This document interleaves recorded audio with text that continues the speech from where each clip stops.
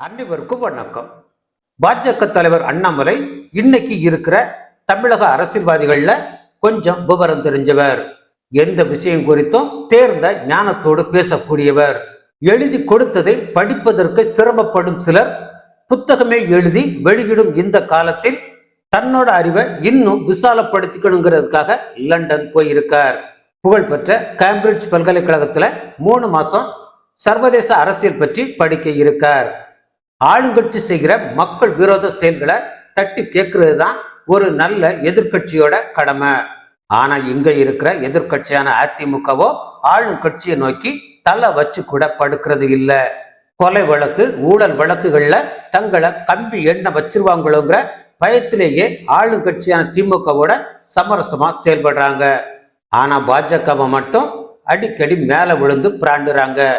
அண்ணாமலை தலைமையில பாஜகவோட வளர்ச்சி தங்களை 3ஆம் இடத்துக்கு தள்ளிருமோன்னு பயம் அவங்களுக்கு.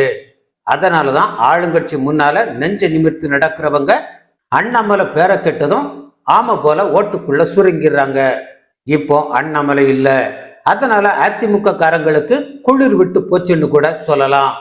முன்னாள் அதிமுக அமைச்சரும் தெர்மாக்கோல் விஞ்ஞானியுமான செல்லூர் ராஜு தன்னோட எக்ஸ்தள பக்கத்துல ஒரு வீடியோவை பகிர்ந்திருக்கார்.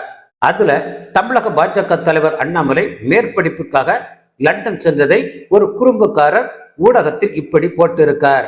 நான் பார்த்தேன், நீங்க பார்ப்பதற்காகன்னு குறிப்பிட்டிருக்கார். அந்த வீடியோவில் ஆடுகள் புத்தகத்தை பார்த்து படிக்கிற மாதிரியான காட்சிகள் இருக்கு. எவ்வளவு கொழுப்பு பாருங்கள் தெர்மாக்கோல் அண்ணனுக்கு. இது படித்து கொண்டிருப்பவர்களையும் படிக்க நினைப்பவர்களையும் கொச்சைப்படுத்தும் ஒரு செயல். எதை விமர்சிப்பது எதை கிண்டலடிப்பதுங்கிற அறிவு கொஞ்சம் கூட இல்லாத அரசியல்வாதிகள் பெருகிட்டு வர்றது தமிழகத்தை பிடித்த சாபக்கேடுதான். நன்றி.